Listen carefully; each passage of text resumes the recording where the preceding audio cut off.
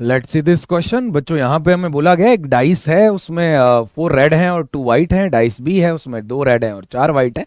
एक fair coin हमने toss किया है, अगर हेड आया तो डाइस ए को ही 3 बार रोल कर दिया, और वो टेल नहीं आया तो ऑब्वियसली डाइस बी को 3 बार रोल किया।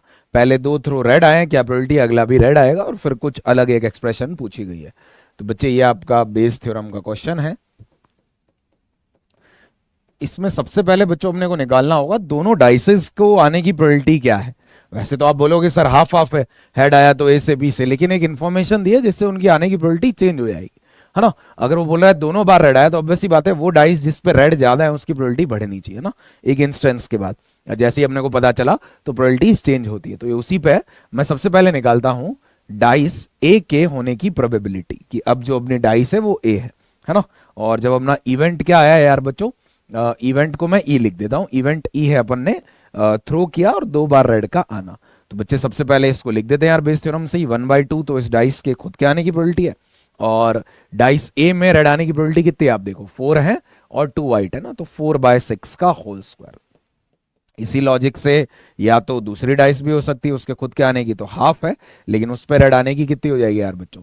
अब देखो इसमें उल्टा है ना, डाइस बी में 2 ही रेड हैं, तो 2/6 का होल स्क्वायर हो जाएगी। ठीक है, अब मेरे को तो डाइस एक ही निकालनी है, तो ऊपर 4/6 का होल स्क्वायर और हाफ ये जो भी है ना, एज इट इज मैं रख देता हूं। तो बच्चों ये तो आ जाएगा, अब देखो सब कट रहा है, 4² अपॉन 4² प्लस 2², तो 16/20 आ रहा है, तो 4/5 आ जाएगा ये। ठीक है, इसी लॉजिक से अपन निकालते हैं डाइस बी के आने की प्रोबेबिलिटी। ये कितनी होगी यार बच्चों, ऑब्वियस सी बात है। वैसे तो आपको अब निकालने की नीड नहीं है, 1 में से इसको माइनस कर लीजिए, फिर भी लिख देते हैं। तो 1/2 इंटू 2/6 का whole square upon 1/2 into plus 1/2 into बच्चों ये आ रहा है 1/5। ठीक है, तो ये हो गया 4/5, ये हो गया अपना 1/5। ये इन दोनों के आने की प्रोबेबिलिटी होगी। अब क्वेश्चन काफी आसान है। अब मैं निकालता हूं probability that next throw will be red, probability that next throw will be red. तो कैसे होगा यार बच्चों ये, या तो ए वाली डाइस के साथ ये आएगा, या अपना जो भी इवेंट है ई डैश कर देते हैं, या फिर बी वाली डाइस के साथ। तो कैसे निकालें यार बच्चों अपन इसको, पहले ए डाइस के खुद के होने की प्रोबेबिलिटी लिख देते हैं। अपन ने देखा अभी 4/5 आई है। अब पहले वाली डाइस में अगर मैंने सेलेक्ट किया है या इसका मैंने चांस लिया है कि ये वाली आई है, इसकी प्रोबेबिलिटी ली है, तो फिर इस पर अड़ाने की 4/6 है। तो 4/5 इंटू 4/6 प्लस अगले वाले की अपन ने निकाली थी 1/5 आई है इंटू 2/6।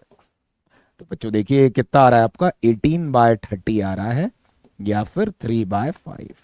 पर बच्चों ये तो a बाय बी आया है ना, तो a 3 हो गया, b 5 हो गया। अपने से पूछा क्या है, a-1 की पावर b-3। तो बच्चे एक्चुअली ये तो कुछ नहीं है, ये तो 2 की पावर 2 यानी कि 4 आ जाएगा। ठीक है, तो एक डिसेंट सवाल। अगर आप थोड़ा सा ये एक्सटेंडेड बेस बोलते हैं इसको वैसे, कि पहले अपन ने हर केस की प्रोबेबिलिटी निकाली, फिर उस केस के बाद कुछ और हो रहा है उस चीज की प्रोबेबिलिटी निकाली और दोनों को मल्टीप्लाई कर दिया।